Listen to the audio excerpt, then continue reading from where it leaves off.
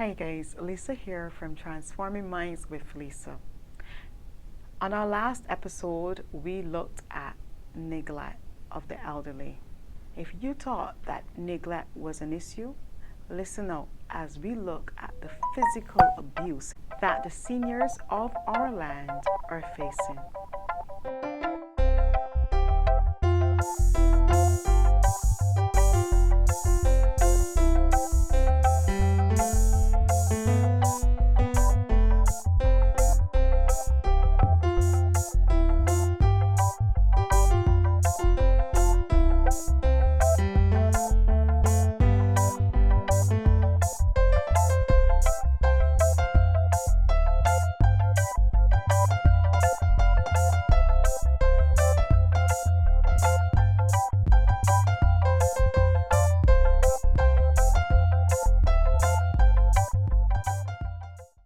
Good morning and welcome back to another episode of Transforming Minds with Lisa. Joining us in studio this morning is Mrs. Valerie Allen, the Managing Director of Rehoboth Senior Citizens Retreat and Daycare. Mrs. Allen, welcome to Transforming Minds with Lisa. Thank you. Last week in the studio, we had a wonderful discussion where we began to discuss the care of the elderly. And in that conversation, we focused primarily on neglect. But we are aware that that topic of abuse as it relates to the elderly goes way beyond neglect. Yes. And today, I just want to venture into the other areas of abuse as it relates to the elderly. Now, some persons may think it's a bit tabooed, and then there are others that would wonder what's the relevance. But it is important because if we say that these persons are the treasures of our land, if these persons are the persons who we said would have spearheaded many of the benefits that we now have today, I think it is important that in their old age, we can make them feel comfortable, that we can make them feel at peace. That's true. You know, until the good Lord is ready for them. Yes. But until that time, some of them have many challenges. Yep. And one of those challenges that we recognize is the whole issue of abuse. And today we want to look at some of those areas of abuse facing the elderly of our society. I want to start with emotional and psychological. So if you can give me a brief definition, and then we can look at the ways in which those persons face and maybe who will be the perpetrators of such. Yeah, Okay. so definition. Let's go with the definition first. Let's look at the definition of abuse. Abuse is, simply put, the intentional act or failure to act that will cause a risk for harm to the elderly. All right? Okay. As you mentioned, there are many types of abuse. We're looking at physical and emotional. And physical abuse deals with actually maybe restraining the elderly without their permission, hitting them, slapping, yes, and there are other withholding food and daily activities and stuff that will actually tie in also with neglect. And also we talk about emotional abuse or psychological abuse. Those two usually tie in together, emotional and psychological, where person may insult them, call them names, right? Make them feel as a lesser person, make them feel sad, make them feel depressed, right? By not giving them maybe the support that they may need emotionally, by not encouraging them, by not giving them a kind word, always insulting them and calling them bad names, you know. The list is very long, right? So, but I just give you some of the examples because of the time factor that we have here. Okay. All right, so we're going to try to break it down. So I want to go back to psychological and emotional. And when we begin to think about, insulting words, I guess it can be really hard, especially if the perpetrator happens to be one of the children. Yes, yes. Because, you've made sacrifices and, you look forward for that person to be there for you, taking care of you. You anticipate that the same love that you would have shown as you would have taken care of them in their younger years, that now that you need them, that they will be there for you.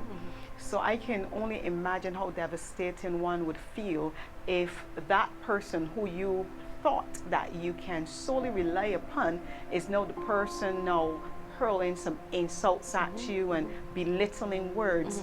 I can imagine that that can also push that person into maybe a mode of depression. Yes, yes, Which can also lead to other areas, health ways as well. Yeah. yes.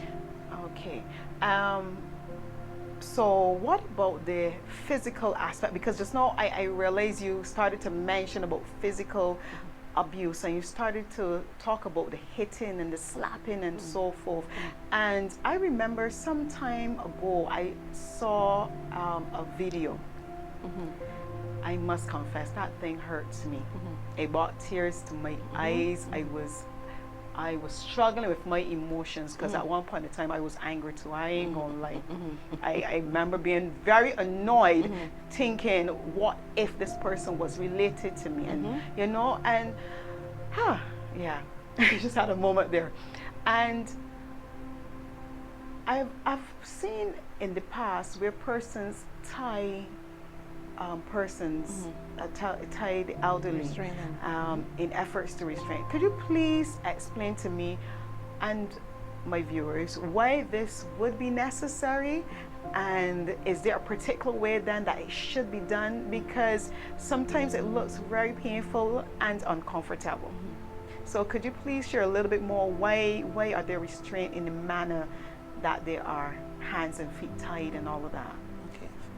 Restraining is an act of physical abuse. In the homes, you find people will restrain the elderly for various reasons. They don't want them to go out. They may not want them to trouble the things in the house, right? But in the healthcare setting, you will find, if you go into healthcare settings, I know there are people that will say, yes, we saw some elderly being restrained, but there's certain protocols attached to restraining. Right? Restraining usually comes with maybe a doctor's order, and usually when you restrain, you should assess the patient and make sure there's a real need for restraint. Restraint is actually to protect the patient himself from physical harm, right? Or if he's getting treatment, you want him to get that treatment for that particular time, so you restrain that person so they can get the treatment that they're supposed to get for the particular time. However, restraining should be assessed, and it should not be for a long period of time. So it should not be for a full 24 hours you're restraining a person. Restraining should be actually up to 2 hours. Then you assess, right, and see if the patient has a need to be further restrained. If there's no need, if there's no endangerment to that person, to himself or herself, then the person should not be restrained. There should always be a reason, and that reason should be justified as relates to the person harming themselves, right? Okay. Yeah, and then the other measures of where restraint can be diminished in certain healthcare settings. I remember in a certain country they have something called paddy rooms, where the elderly person can actually walk about. Even if they fall, they won't injure themselves and stuff. Increase staff on the ward, staffing can give you area where it's supervised. So therefore, because of the increased staff, then you can afford then to allocate maybe a nurse to 4 patients, and still be able to make sure that patient does not harm themselves, right? So there's certain other alternatives that you can use outside of restraint, and restraint can be chemical too. Chemical restraints can be used in the healthcare setting, right? And we got to be careful that we don't abuse it, right? Sometimes when a patient is agitated, behaving really bad, and at risk in harming themselves, sometimes the doctor will order a chemical restraint just to cause them to be relaxed and calm, right? But we need to be careful not to abuse chemical restraint. I'm not sure, I hope that is not being used in the home, right? Because that is where you find that in the healthcare setting, where it is controlled and it is given permission by a doctor. Is Right? it administered by a doctor as No, well, the- or the- just permission? The doctor would write the prescription, Okay. and based on the prescription, the nurse then will follow that prescription and give the client. And it's only for a certain amount of time. It's not, and it's only sometimes when necessary. So it's not to be given to the patient every single day, right? Again, you assess the patient, assess how maybe restless they may be, how aggressive they may be, if there's some potential area to harm themselves. And if that is so, then you look for other alternatives, right? Because sometimes you can do distractional therapy where you talk to them, and some patients may settle by just talking, or just maybe listening to music, or just taking them from the situation and that distraction and taking them over to somewhere else. Okay. Yeah, other environment to see if the mood or their how they respond will change. So there are other measures that we can take in the healthcare setting, right? That we don't have to physical restrain a patient. I believe that that should be the last resort. Okay. All right. So just for clarity, when we speak about chemical restraint, we're speaking about things like sedatives, or Speaking of sedatives, medication, yeah. okay, just to be clear. Yeah. And you're saying to me that a nurse can administer that so long as a doctor has prescribed. Yes. But this is not something that we would see being administered in probably, let's just say like a nursing home. That's not something we'll see there. That's something we primarily see in like the hospitals. You will see it in nursing homes. Sometimes doctors will prescribe certain sedatives for patients in the nursing home. Okay. Right? Because they're trained staff nurses. There should be trained staff nurses in the nursing homes who actually take out the medication.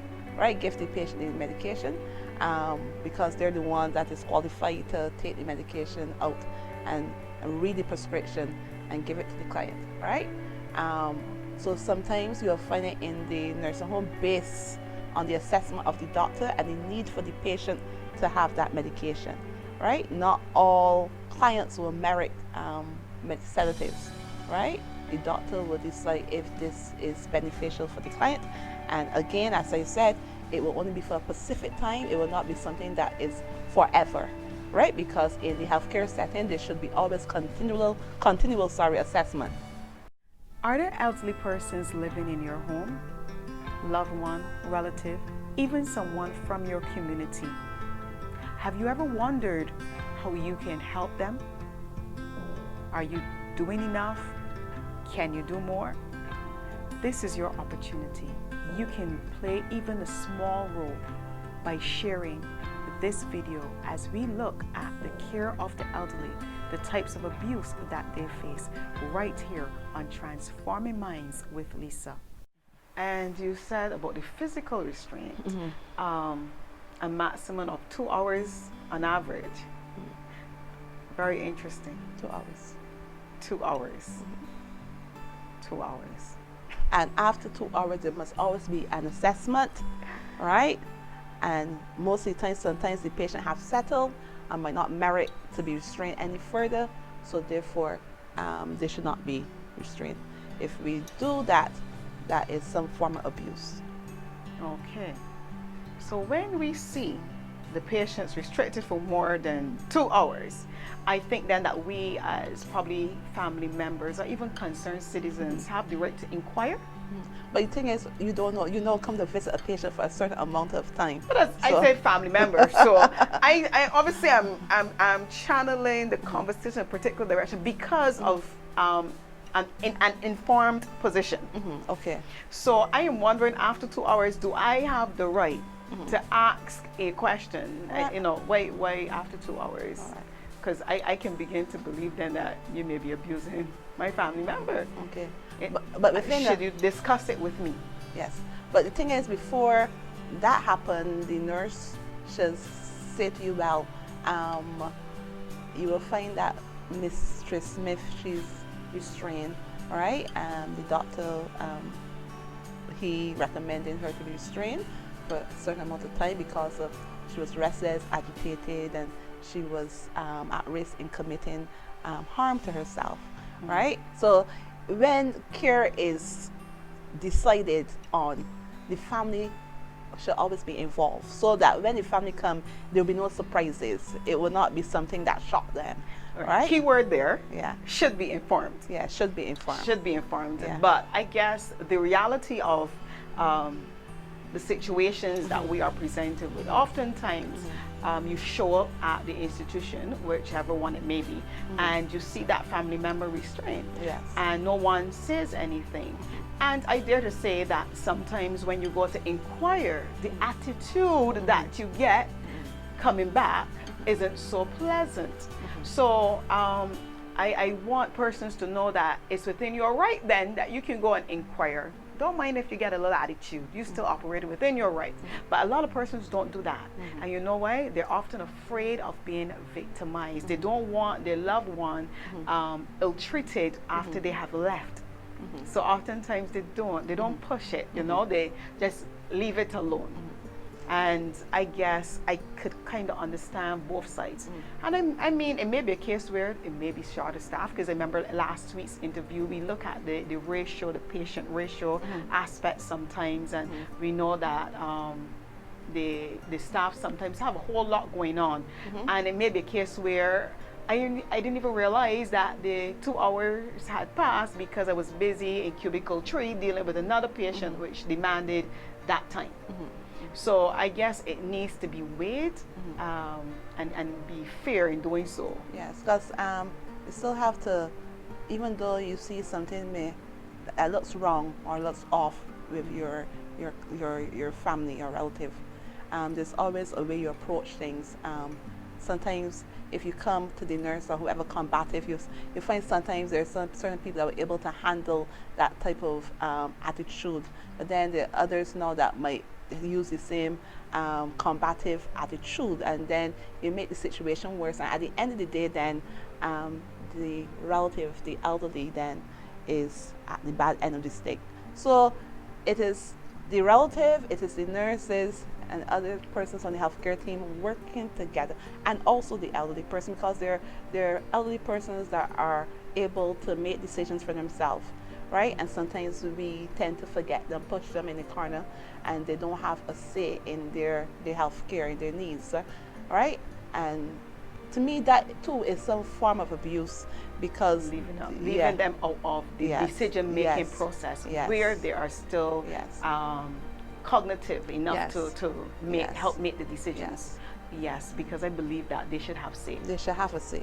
Yes, because they still have a voice, and to take that away from them, I think that's one of the reasons why they would tend to rebel against the decisions that are made. But if they have a say in what decision, I mean, you wouldn't like to know that somebody you got up, you came down here for this interview, when you get back home you realize that's no longer your home, that your husband decided we're moving, and when you get there the bed and everything already gone. I think that as much as you might appreciate that the house may be maybe even a better home that you may be going to, you would have still liked to be a part of the decision process, right? At least a little say in the area, or see the area, or something. So just because they're elderly doesn't mean that they don't want to be a part of. Right. So even in terms of relocating them, when you're going to put them into facilities, for instance, because you can't be there to take care of them and give them the necessary care, I think that it would add to it if you can carry them along for the drive. Let's do this searching process together. How do you feel about this one? You think that you can fit in here? You know, you see anybody you know, let them be a part of that whole process. I mean, it will be a difficult transition regardless to how you look at it, but at least they would have had a voice, and they feel as if their opinion has value. Yes. I am not going to let you get away though with that whole thing of the combative attitude though. I believe that it's a profession, and your character, you must remain in character regardless to whether or not the family member approaches you with that aggressive, or you use the word combative attitude. I think that at the end of the day, you need to take your moment, inhale, exhale, and remember who's a professional. I'm trained for this. This is the reason why you used the Mrs. Smith just now. This is why Mrs. Smith is being restrained, or this is why we have taken this course with Mrs. Smith, because the doctors have recommended or we have observed blah blah blah. Because it may seem as if they may be aggressive because of the emotions that they're going through at that point in time. Bearing in mind, this may be that person's mother, that person's father, and they are thinking, I am paying to have this excellent care. It maybe just be a hospital, regardless. But I know I come back, I leave everybody doing fine, maybe even chatting and having a nice conversation, and now I come back here today. This is how I find you, restraint. Obviously, there's the emotions that are going to be bubbling up, and it may come across aggressive, it may be just care and concern, because you don't know that person. This is a person you just see come in and out of the ward. You don't know that person, so you don't know, because there's a low high pitch going on there, that person is not necessarily being aggressive, but it's more fear that may be speaking, maybe more concern that is speaking. So I think that is important that you remember that why you are there and the role that you play while you are there. And even if they come to you with that attitude, remember, this is my profession. I've got this. I'm in control. I'm sure at some point of time during your training, they would have prepared you for this part, because I don't think that it can be avoided. You will have it at some point in time. But we also remember that everyone is not perfect, and even though it is a profession, that I'm sad to admit that everyone will not see it as a profession and behave professional, right? There will be a few if in any profession, right, that would operate opposite to what they're supposed to do, right? So there are times, right, there are times, yes, that you will approach maybe a nurse or a healthcare professional that might, might answer harshly or rough, right? And also remember that the healthcare professional is also a person that have feelings, right? I'm not defending the action, but I'm just trying to bring a balance. Understand. Right? Yes. And is that sometimes you don't know what's going on with the personal home situation. Not saying that you should bring your problems from home to work, but they're human beings still, and they're full of flaws, and some persons are not strong emotionally.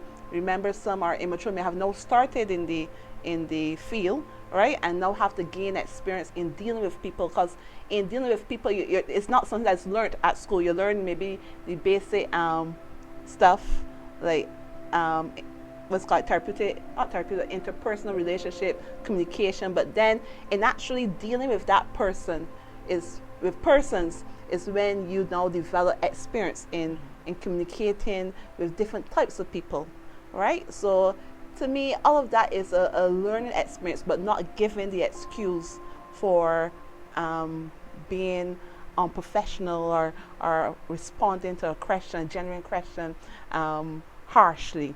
Yeah? Okay. That's all the time we have for now, guys. Join us as we continue our discussion on our next episode of Transforming Minds with Lisa.